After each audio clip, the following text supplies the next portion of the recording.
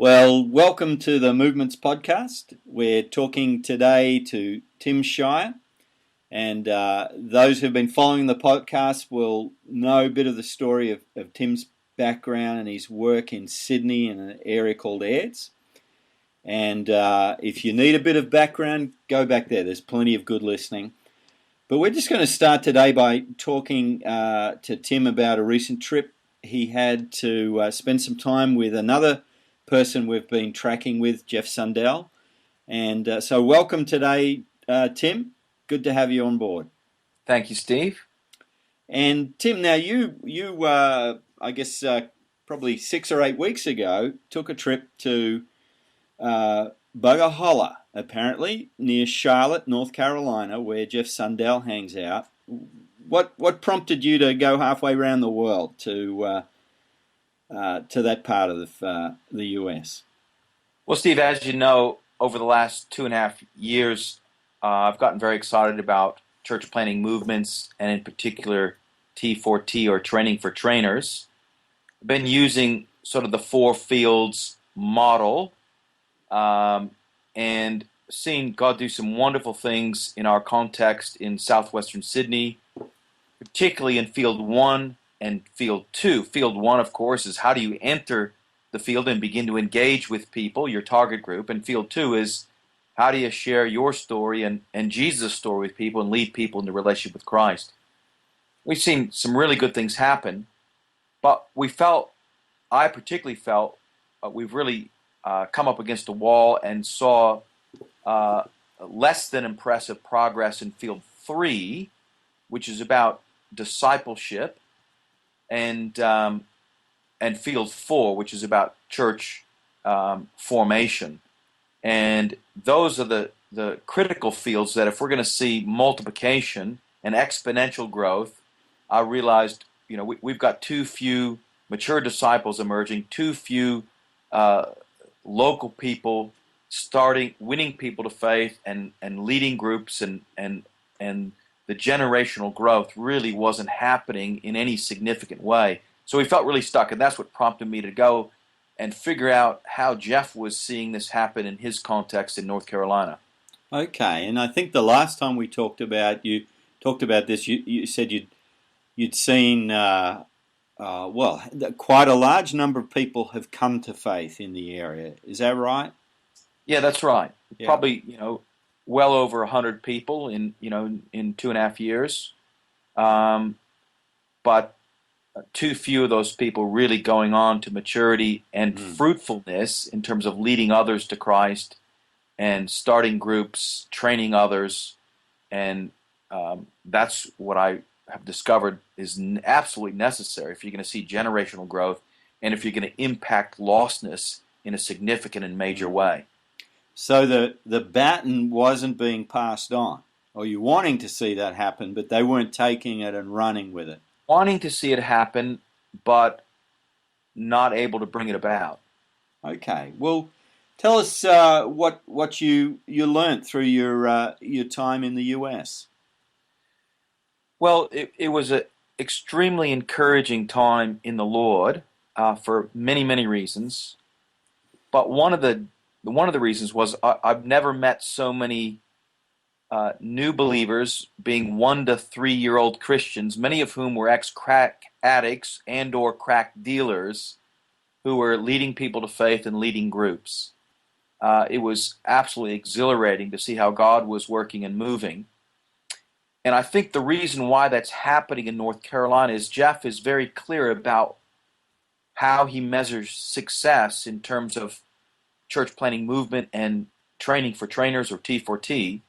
And one of the first things I picked up from Jeff was simply that he doesn't measure success by professions of faith or baptisms or groups started, but measures success by generational growth.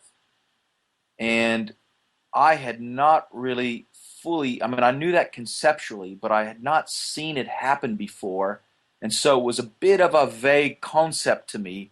And when I actually saw generational growth and I saw its power, that totally reshaped how I thought about what I do with a new believer once they've come to know Christ, how I run a group, how I conduct the training, and a whole range of associated aspects of that.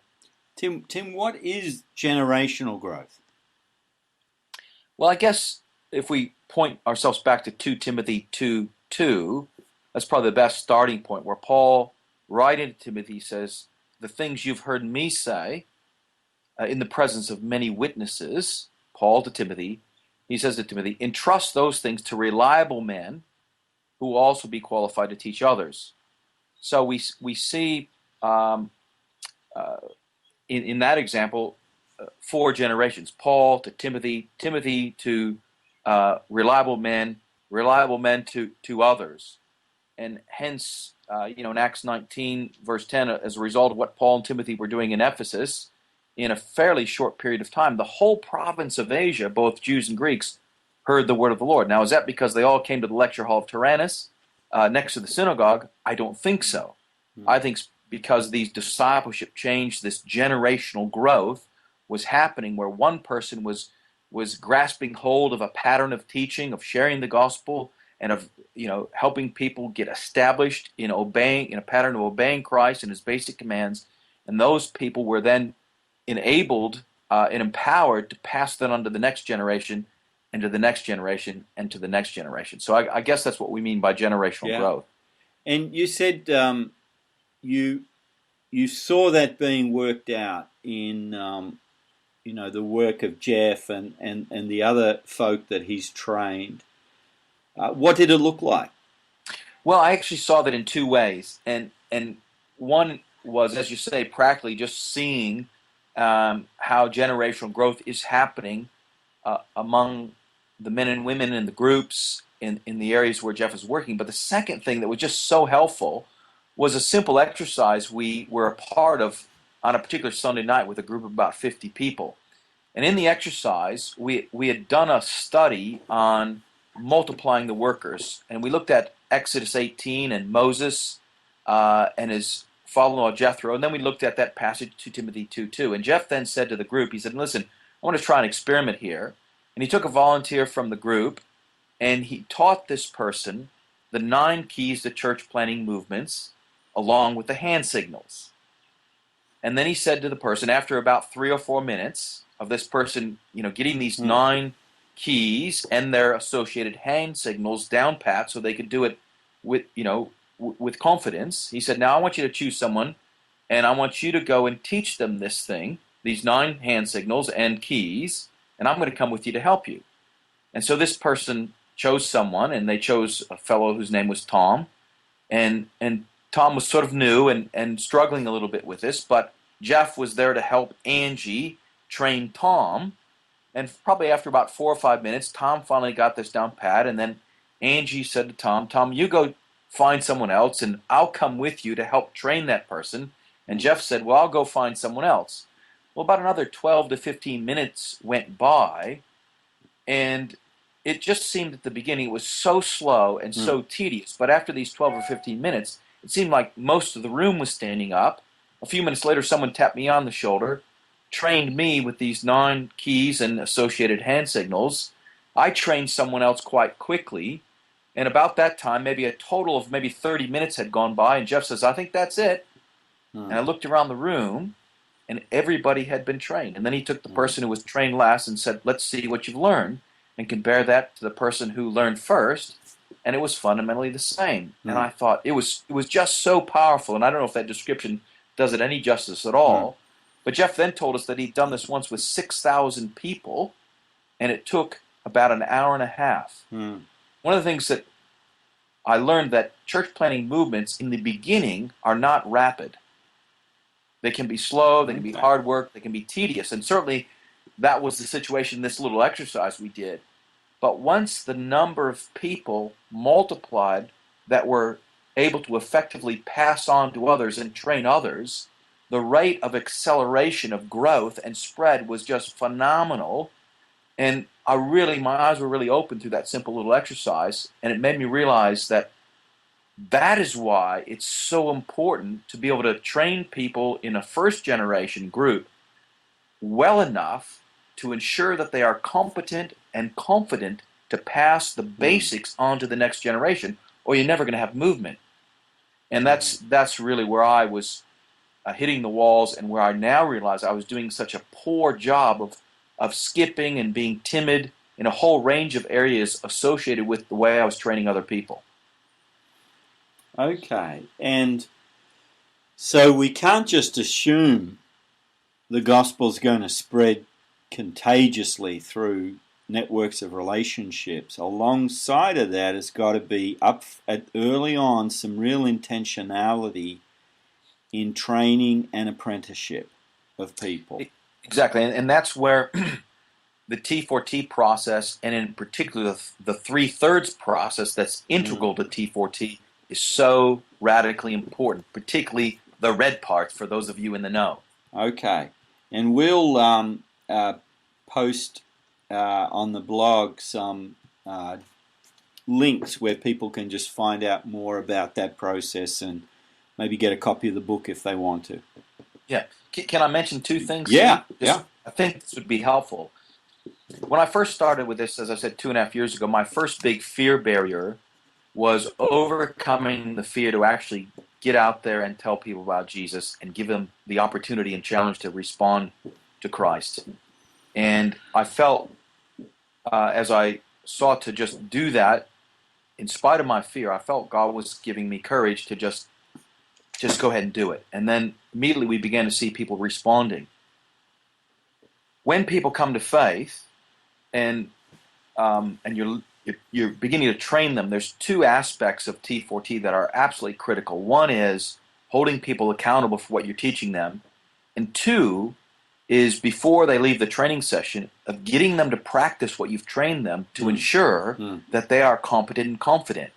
Now, it's those two areas where I've been very timid in the way I've trained people and run groups.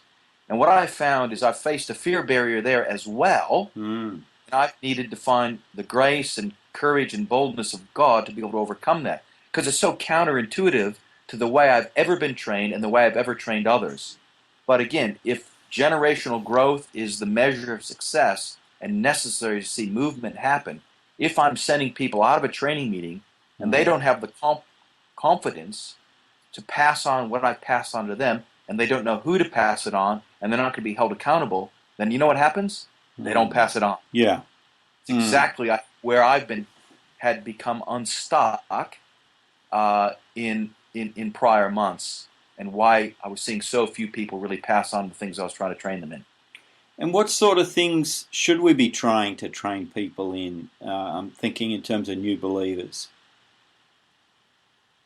Well, the first port of call is extremely important, and that is simply to train the new believer how to organize and share their story of coming to know Christ in 3 minutes or less, with practice, with practicing bridging strategies of how they're going to take a conversation with a friend, family member, work associate, or neighbor, how they're going to bridge a conversation onto spiritual things and be able to bridge to sharing their story.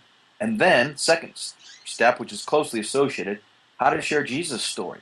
They've got to be confident to be able to do that in a simple, biblical way, and they've got to practice. And what I found is now that I'm having people practice more than I used to, I'm finding that they don't get it right first time. So people need a lot of practice, they need a lot of coaching, they need a lot of encouragement, a lot of modeling, a lot of support.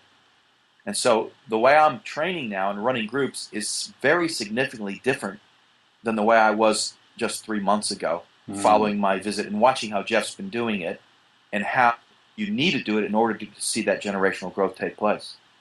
Well, I know we, a month or two ago, we led a couple to the Lord using that simple method you trained me in of looking up 4 verses in Romans, getting them to share what they understood in those verses, and through that make a decision about accepting Christ. And so we had a wonderful experience. This young couple gave their lives to the Lord, and they understood. It was just a holy moment. We met again a week later, and it was interesting just to say to them, "What do you think happened last week? You tell me. What happened in your life last week?" And and to realize their struggle to put words to that whole experience. It was a genuine experience, but here they are in a safe environment trying to explain it, and we've been encouraging them to share the gospel or share their story with others. And yet, they haven't really had that chance. So we just went through it all over again and gave them a chance to just walk through each verse and to tell us what it was saying to them and to reflect on the decision they'd made. So we spent, that was not the plan for week 2. We basically just repeated everything we'd done in the prior week. And I realized, we're going to have to keep doing that till they're comfortable for their own benefit